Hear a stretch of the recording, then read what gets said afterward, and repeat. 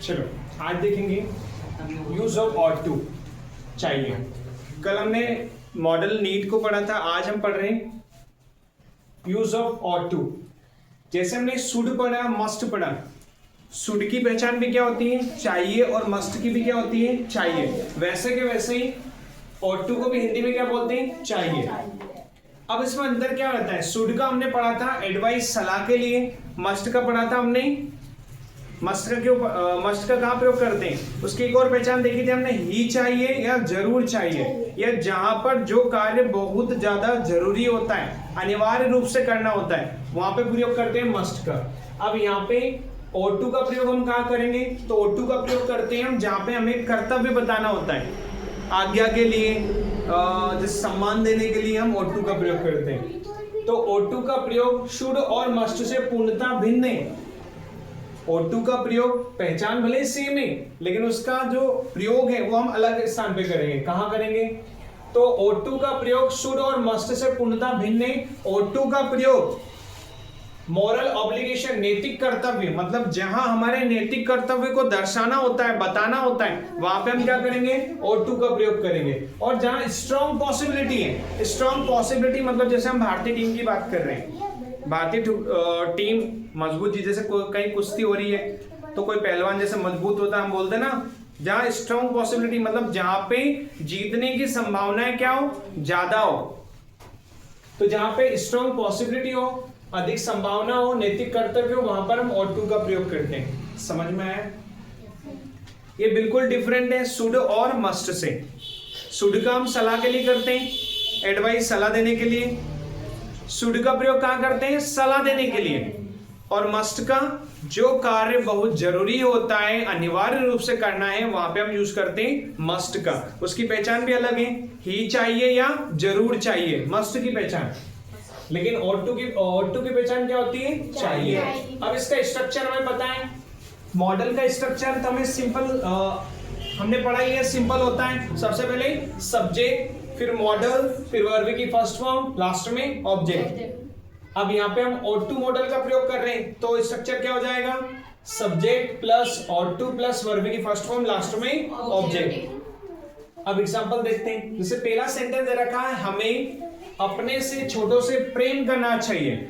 ये हमारा नैतिक कर्तव्य होता है। इसमें एक और जोड़ दें, हमें अपने से छोटों का ध्यान रखना चाहिए, हमें अपने से बड़ों का सम्मान करना चाहिए, ये नैतिक कर्तव्य। हमें अपने माता पिता की सेवा करना चाहिए, ये नैतिक कर्तव्य। क्या है? नैतिक कर्तव्य। तो नैतिक कर्तव्य के सेंटेंस कैसे बनेंगे? ऑट टू से। किससे? ऑट टू से। तो जैसे पहला सेंटेंस दे रखा है, हमें अपने से छोटों से प्रेम करना चाहिए, क्या बनेगा? हमें को क्या बोलेंगे? We. Modal ought to. We क्यों आया? क्योंकि वी सब्जेक्ट थे, हम के लिए वी। ऑट टू मॉडल हो गई। अपने से छोटों से प्रेम करना चाहिए, प्रेम करने की वर्ब होती है love.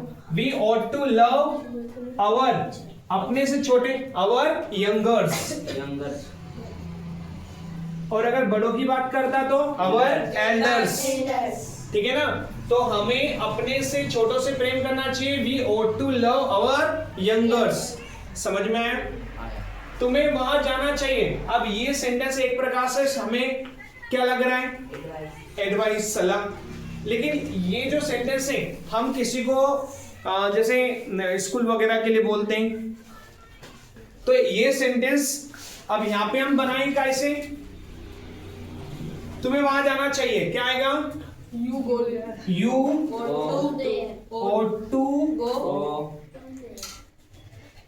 ought to go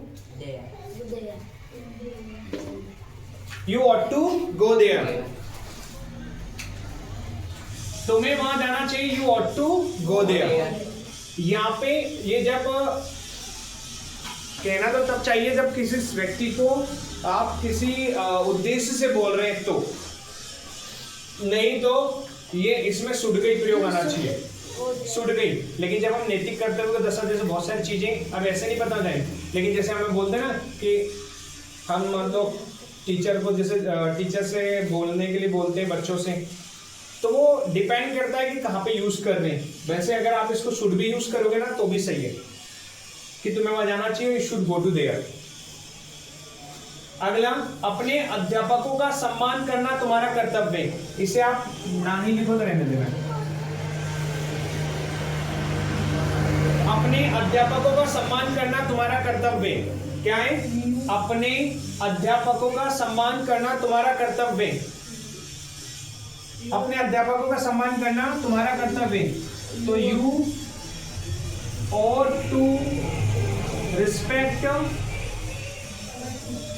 your teachers.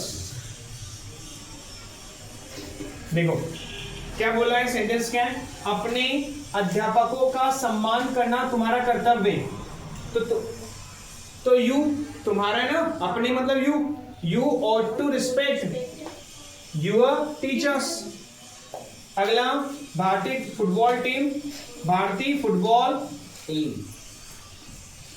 बहुत मजबूत है।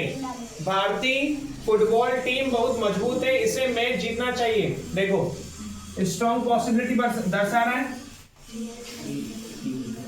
है ना। बाकी में उसके कर्तव्य दर्शा रहा है, बाकी में उसके कर्तव्य दर्शा रहा है, लेकिन इसमें अधिक संभावना दर्शा रहा है। इसमें क्या दिखा रहा है? अधिक संभावना, स्ट्रॉन्ग पॉसिबिलिटी इसमें कि भारतीय फुटबॉल टीम बहुत मजबूत है, इसे मैच जीतना चाहिए। क्या बनेगा? Indian football team is very strong. ये वेरी मजबूत वाला क्या मुदित? भारतीय फुटबॉल टीम बहुत मजबूत है। Indian football team is very strong.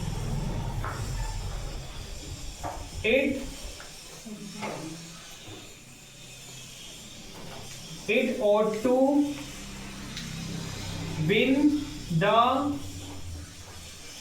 Match. समझ में आया? क्या है सेंटेंस हमारा? कि भारतीय फुटबॉल टीम बहुत मजबूत है, इसे मैच जीतना चाहिए। स्ट्रॉन्ग पॉसिबिलिटी के लिए तो Indian football team is very strong. It ought to win the match.